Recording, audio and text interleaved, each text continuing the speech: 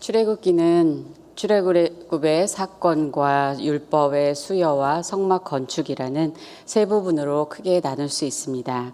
하나님은 이스라엘 백성을 출애굽시켜 구원하여 주시고 그들이 하나님의 백성으로서 하나님의 뜻대로 살아가도록 율법을 주셨고, 다음으로 하나님을 만나며 예배하며 살아가도록 성막 건축의 설계도를 주셨습니다. 성막은 하나님이 거하시는 곳으로 하나님께서 그의 백성 가운데 친히 함께하기 원하신다는 것을 보여주는 것입니다. 하나님이 그들을 찾아와 주시는 것이죠. 그리고 어디로 가든지 그들과 함께 하시는 임마누엘 하나님이심을 명백하게 알게 하시는 것입니다. 또한 성막은 하나님을 예배하는 곳입니다. 그러므로 성막의 주인이신 하나님이 원하시는 대로 지어야 합니다. 출애굽기 25장 9절에 물은 내가 내게 보이는 모양대로 장막을 짓고 기구들도 그 모양을 따라 지을지니라 라고 하신 것처럼 하나님의 말씀대로 지어야 합니다. 성막과 기구들을 만드는 재료와 방법, 숫자와 위치 등 하나님이 뜻하시는 의미와 상징이 있기 때문입니다. 그리하여 출애굽기 25장부터 지성소에 넣는 법궤를 시작으로 하여서 성소에 넣는 진설병과 등잔대 등 기구들에 관해서 우리가 살펴보았고, 26장 앞부분에서 어제 성막을 덮는 덮개에 대해서 보았습니다.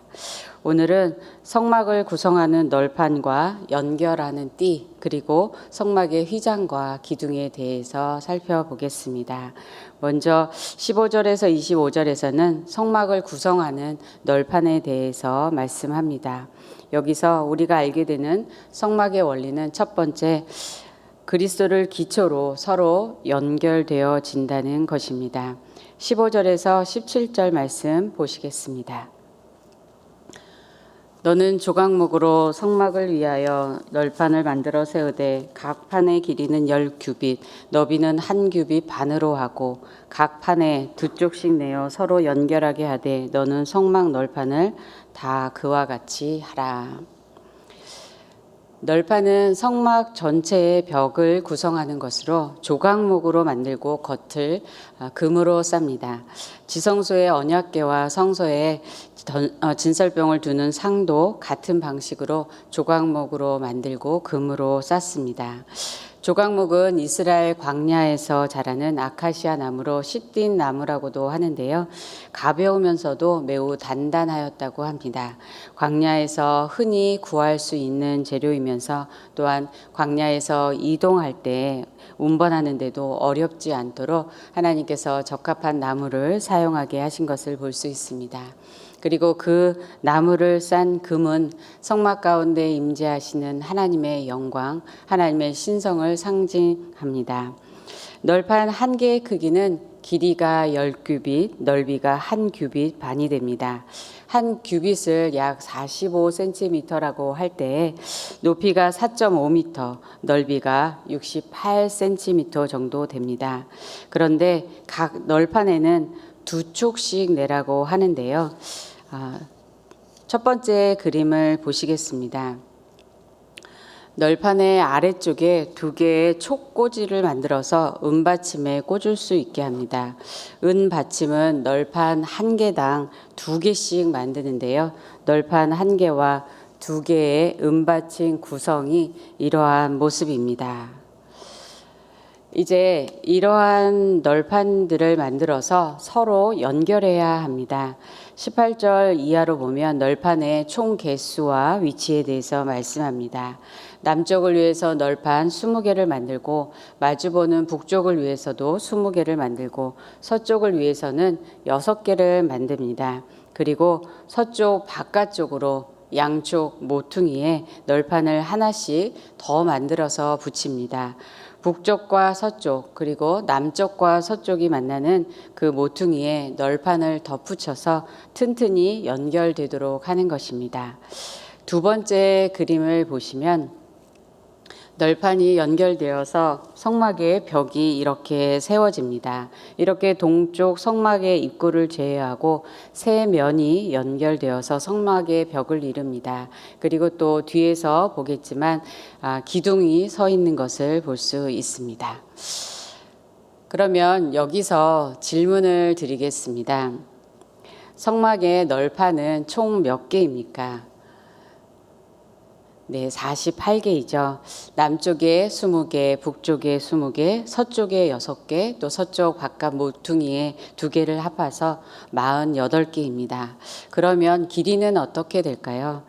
가로의 긴 길이는 30규빗이고 세로는 10규빗이 됩니다. 그러면 은받침은 총 몇 개입니까? 각 널판마다 은받침이 2개씩이니 총 96개입니다. 18에서 19절 상반절 말씀을 보시겠습니다. 너는 성막을 위하여 널판을 만들되 남쪽을 위하여 널판 20개를 만들고 20 널판 아래에 은받침 40개를 만들지며 라고 말씀합니다. 그런데 여기서 중요한 점은 널판을 직접 땅 위에 광야의 모래 위에 세우는 것이 아니라 은받침 위에 세운다는 것입니다. 은받침 하나의 무게는 출애굽기 38장 27절에 의하면 한 달란트입니다. 한 달란트는 34kg으로서 한 널판을 68kg이 되는 무게가 흔들리지 않도록 지탱해 줍니다. 각 널판마다 이러한 무게의 은받침이 붙잡아 주는 것입니다. 그렇다면 이 은은 어떻게 마련한 것일까요? 이것은 이스라엘 백성이 자기 생명을 대속하는 값, 속전으로 하나님께 드린 것을 사용한 것입니다. 출애굽기 30장을 보면 하나님은 이스라엘 백성의 인구 조사를 할 때에 20세 이상의 모든 남자들로 하여금 자기 생명의 값으로 반세겔씩 성소에 내게 하였습니다. 출애굽기 30장 16절에 보면 너는 이스라엘 자손에게서 속전을 취하여 회막 봉사에 쓰라. 이것이 여호와 앞에서 이스라엘 자손의 기념이 되어서 너희의 생명을 대속하리라고 하였습니다. 그리하여서 회중이 드린 은은 성소의 세겔로 100달란트와 1775세겔로 이 중에 100달란트가 성막 널판의 받침과 휘장을 거는 4개의 기둥 받침에 사용이 되었습니다. 이를 통해서 우리가 알 수 있는 것은 성막은 속전을 기초로 세워진 것이라는 겁니다.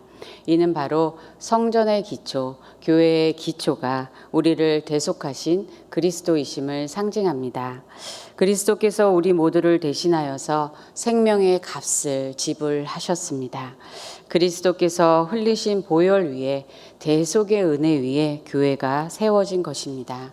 그리하여서 이스라엘뿐만 아니라 모든 나라와 민족이 남자와 여자와 어린아이와 또 부한자와 가난한 자의 차별이 없이 예수 그리스도를 믿는 모든 사람이 구원받고 교회의 공동체를 이루게 된 것입니다. 그러므로 우리의 믿음의 기초 또 교회의 기초가 예수 그리스도이심을 늘 기억하는 게 필요합니다. 성막의 널판 하나하나가 먼저 은받침 위에 세워진 것처럼 우리는 주님과의 관계 속에서 십자가의 은혜 가운데 굳건하게 세워진 것을 믿습니다. 우리를 구원하신 주님께서 우리를 붙잡아주고 계십니다.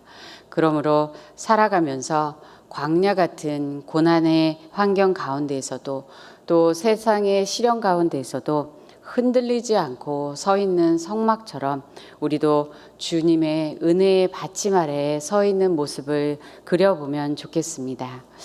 팬데믹이 끝나가며 또 다른 세상의 변화의 바람들이 불 수 있겠지만 우리는 항상 주님 안에 거하면서 주님으로부터 지혜를 얻으며 더욱 굳건한 믿음의 사람들이 되기를 소원합니다. 우리 한 사람 한 사람이 이렇게 주님이 거하시는 교회가 되었을 뿐만 아니라 또한 우리는 주 안에서 서로 연결되었습니다.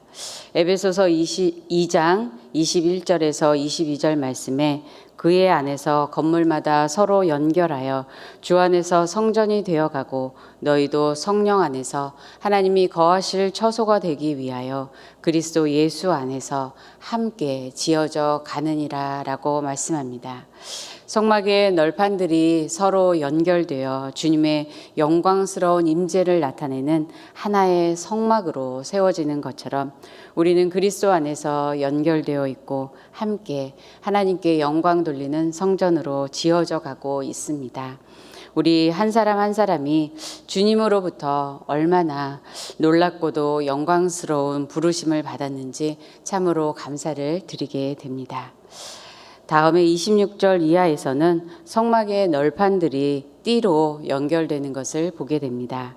여기서 알게 되는 성막의 원리는 둘째로 성막은 그리스도 안에서 성령을 통해 하나가 된다는 것입니다.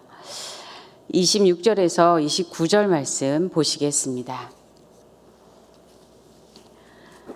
너는 조각목으로 띠를 만들지니 성막 이쪽 널판을 위하여 5개요 성막 저쪽 널판을 위하여 5개요 성막 뒤 곧 서쪽 널판을 위하여 5개이며 널판 가운데에 있는 중간 띠는 이 끝에서 저 끝에 미치게 하고 그 널판들을 금으로 싸고 그 널판들의 띠를 꿰 금고리를 만들고 그 띠를 금으로 싸라.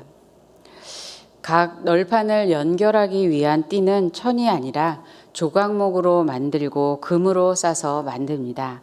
띠는 널판을 가로질러 연결하는 막대기 크로스바입니다. 세 번째 그림을 보시면 각 면에 5개씩의 띠를 만듭니다. 그리고 그 띠를 끼울 금고리도 만들어서 널판에 답니다. 그림에서 보시는 것처럼 4개의 띠는 금고리에 끼워서 널판 밖에서 연결합니다. 그리고 가장 중간에 있는 띠는 널판 가운데를 관통하여서 이 끝에서 저 끝에 미치도록 널판 안에서 연결합니다. 그래야 해서 밖에서 볼 때에는 가로로 4개의 띠가 보이고 속으로 1개의 띠가 정 가운데를 연결하고 있는 것입니다. 네 번째 그림을 이어서 보시면 그리하여 48개의 널판들이 이렇게 연결이 되어서 성막의 프레임이 세워집니다. 이처럼 띠로 하나가 된 성막은 그리스도 안에서 한몸 된 성도들의 연합을 상징합니다. 몸이 하나여 성령도 한 분이므로 성도들을 하나 되게 하시는 분은 성령님이십니다.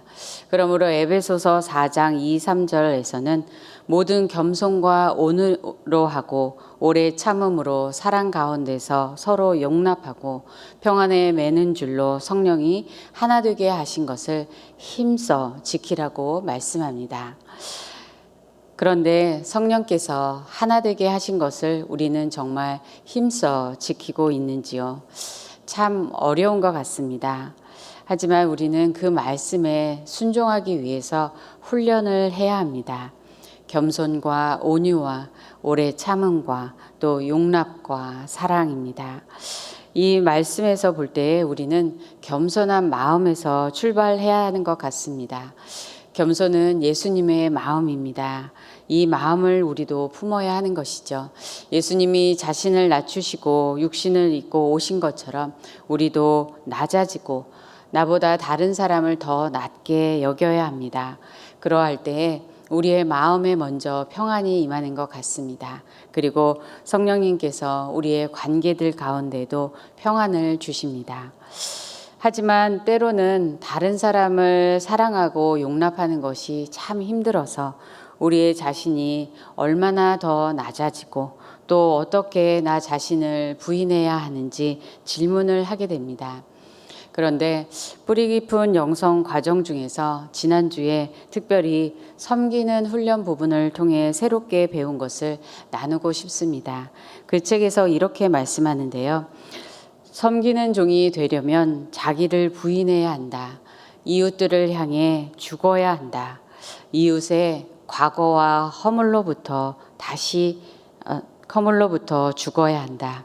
우리가 그리스도 안에서 매일 태어나듯이 우리 이웃들도 우리 가슴에서 매일 다시 태어나야 한다. 그때 비로소 우리는 쓴뿌리 없이 그들을 온전히 섬길 수 있다. 다른 사람을 섬기고 사랑하기 위해서 나를 부인하는 것이 바로 이웃의 과거와 허물로부터 죽는 것이라고 말합니다. 날마다 다른 사람을 볼 때에 새로운 사람을 대하듯이 대하는 것입니다. 이전의 잘못과 상처는 다 잊어버리고 매일 새로운 사람을 대하듯이 대하라는 것입니다. 가장 가깝고 매일 보는 가족을 볼 때에도 전날의 잘못은 잊어버리고 매일 새롭게 보고 대하는 것입니다. 정말 놀라운 훈련인 것 같습니다. 우리는 어떤 사람을 볼 때에 그 사람은 이런 사람이지라고 가정을 하고 단정 지어 놓고 대하게 됩니다. 또 다른 사람에게 상처를 받았을 때에는 그 아픔이 장애물이 되어서 그 관계가 거기서 끝나게 됩니다. 그런데 내가 주님 안에서 매일 죄의 용서함을 받고 매일 새로워지는 은혜를 받고 있다면 나도 내 마음에서 매일 다른 사람을 새롭게 용서하고 또 새롭게 기회를 주어야 하는 것입니다. 저도 이 훈련을 하면서 여러 이유들로 때로 피하고 싶고 그냥 내버려 두고 싶었던 관계들에 대해서 기도하면서 이렇게 나를 부인함으로 순종해 보려고 합니다. 주님께서 먼저 우리를 용서하셨기 때문입니다. 골로새서 3장 13, 14절에 보면 누가 누구에게 불만이 있거든 서로 용납하여 피차 용서하되 주께서 너희를 용서하신 것 같이 너희도 그리하고 이 모든 것 위에 사랑을 더하라. 이는 온전하게 매는 띠니라 라고 말씀합니다. 주님의 사랑이 온전하게 매는 띠라고 합니다. 주님께서 우리를 용서하신 그 사랑의 깊이를 깊이 깨닫고 그 사랑이 우리 안에 넘쳐 흘러서 관계들이 회복이 되고 우리의 가정과 또 우리의 교회가 더욱 사랑의 띠로 하나가 되어 주님을 기쁘시게 하는 삶을 살아가는 우리 모두가 되기를 소원합니다. 우리의 마음을 날마다 새롭게 하시고 날마다 사랑으로 또 관계들을 새롭게 해주실 주님의 은혜를 기대합니다. 다음에 31절 이하에선 휘장에 관해서 말씀하고 있습니다. 여기서 알게 되는 성막의 원리 세 번째는 그리스도를 통해서 하나님의 보좌 앞에 나아가는 길이 열렸다는 것입니다. 다섯 번째 그림을 보시면 두 개의 휘장이 있습니다. 안쪽으로 성소와 지성소를 구분하는 휘장이 있는데요. 이 휘장은 4개의 기둥이에 걸쳐 있습니다. 그리고 바깥쪽으로 곧 동쪽으로 들어오는 성막문을 위한 휘장이 있습니다. 이 휘장은 5개의 기둥 위에 걸쳐 있습니다. 지성소의 휘장과 성막의 문 휘장의 모양이 다르며 또 지성소의 기둥은 은 받침대이고 성막문의 기둥은 노 받침대로 세워져 있습니다. 먼저 성소와 지성소를 구분하는 휘장에 대해서 31절에서 33절 말씀을 보시겠습니다. 너는 청색, 자색, 홍색 실과 가늘게 꼰 배실로 짜서 휘장을 만들고 그 위에 그룹들을 정교하게 수놓아서 금 갈고리를 네 기둥이에 늘어뜨리되 그 네 기둥을 조각목으로 만들고 금으로 싸서 네 은 받침 위에 둘치며 그 휘장을 갈고리 아래에 늘어뜨린 후에 증거궤를 그 휘장 아래 들여놓으라. 그 휘장이 너희를 위하여 성소와 지성소를 구분하리라. 이 휘장은 히브리어로 파로켓이라고 하며 성막문의 휘장 마사크와 다른 단어입니다. 보통 우리가 성막에 관해서 언급하는 휘장은 이것을 말합니다. 이 휘장은 성막을 덮는 4가지 덮개 중에서 가장 안쪽으로의 덮은 덮개와 같이 4개의 실로 짜서 정교하게 천사 그룹을 수놓았습니다. 곧 지성소를 덮는 위쪽과 또 앞쪽이 같은 모양의 휘장입니다. 하나님의 천상의 임재를 상징하는 그룹들이 있는 것입니다. 이 휘장의 안쪽이 지성소이며 증거궤를 들여놓습니다. 하나님은 증거궤 위 또 곧 속죄소 위에 있는 두 그룹 사이에 임재하십니다. 그리고 휘장 바깥쪽인 성소에는 35절의 말씀처럼 북쪽에 상을 놓고 남쪽에 등잔대를 놓습니다. 그림 6번째를 보시면 휘장을 중심으로 그리하여 지성소와 성소가 구분이 되며 성막문을 중심으로 성소와 성막의 뜰이 구분이 됩니다. 여기서 우리가 생각해 보기 원하는 것은 이 휘장의 청색, 자색, 홍색, 흰색은 모두 예수 그리스도를 나타낸다는 것입니다. 청색은 생명의 주이며 하늘에 계신 예수님의 신성을 상징하며 자색은 만왕의 왕이신 예수님의 영광을 상징하고 또 홍색은 십자가에서 보혈을 흘리신 예수님의 희생을 상징하며 흰색은 죄가 없으신 거룩하고 흠이 없으신 예수님의 성결을 상징합니다. 그리고 이 휘장은 4개의 기둥 위에 금고리에 걸려 있는데 이 4개의 기둥 또한 휘장의 4가지 색과 마찬가지로 예수님을 상징합니다. 신성을 가지신 예수님, 왕으로 오신 예수님, 종으로 오신 예수님, 죄 없는 인간으로 오신 예수님을 의미합니다. 이는 곧 예수님을 통해서만 지성소 안으로 들어갈 수 있다는 것을 의미하는 것입니다. 여러분도 잘 아시는 것처럼 구약시대의 지성소에 들어간다는 것은 천상의 거룩하신 하나님의 보좌 앞에 나아가는 것으로 죄가 있는 사람은 들어갈 수 없었습니다. 그러므로 33절 하반절을 보시면 그 휘장이 너희를 위하여 성소와 지성소를 구분하리라 라고 합니다. 죄인으로서는 누구나 하나님 앞에 나갈 수 없기 때문에 이 휘장은 너희를 위하여 구분하여 준 것이라고 말씀하시는 것입니다. 그러므로 지성소에는 대제사장만이 1년에 한 번 대속죄일에 모든 사람의 죄를 대속하기 위하여 피를 들고 들어가서 속죄의 피를 뿌리는 제사를 드렸습니다. 그런데 대제사장이신 예수님께서 십자가에서 육체를 찢기시고 피를 흘리사 자기의 피로 영원한 속죄를 이루어 주셨습니다. 그리하여 예수님의 육체인 휘장이 찢어짐으로 우리도 예수님의 보혈을 힘입어 하나님 앞에 나갈 수 있게 된 것입니다. 히브리서 10장 19, 20절 말씀에 그러므로 형제들아 우리가 예수의 피를 힘입어 성소에 들어갈 담력을 얻었나니 그 길은 우리를 위하여 휘장 가운데로 열어놓으신 새로운 살길이요 휘장은 곧 그의 육체니라 라고 하였습니다. 곧 예수님께서 우리를 위하여서 새로운 길을 열어주셨습니다. 예수님의 보혈로 우리가 용서함을 받고 의인이 되어서 하나님 앞에 나갈 수 있게 된 것입니다. 그런데 여기서 우리는 잠시 생각해 보기 원합니다. 길 대신 예수님을 통하여서 우리는 구원을 받았는데 그 열어놓으신 길로 하나님 보좌 앞에 날마다 나아가고 있습니까? 하나님을 만나고 교제하는 것을 정말 기뻐하고 있습니까? 혹시 하나님의 도우심이 정말 필요할 때에만 하나님을 찾고 있지는 않습니까? 어떤 전승에 의하면 헤롯 성전은 높이가 매우 높아서 휘장 길이가 약 15m이고 휘장의 두께는 약 10cm 정도가 되었다고 합니다.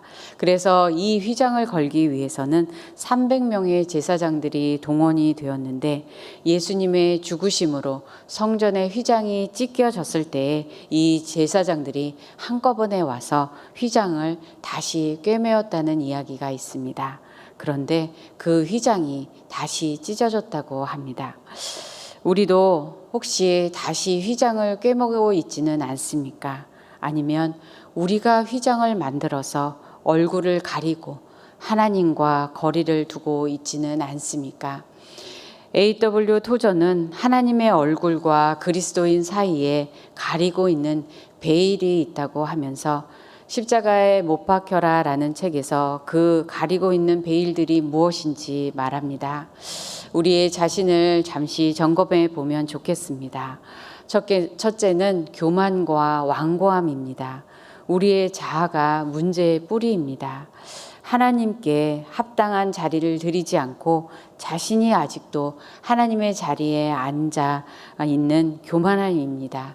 그리고 우리의 잘못을 인정하지 않는 완고함입니다. 둘째는 고집으로 하나님을 믿으면서도 하나님의 뜻보다 자기의 뜻을 주장하는 것입니다.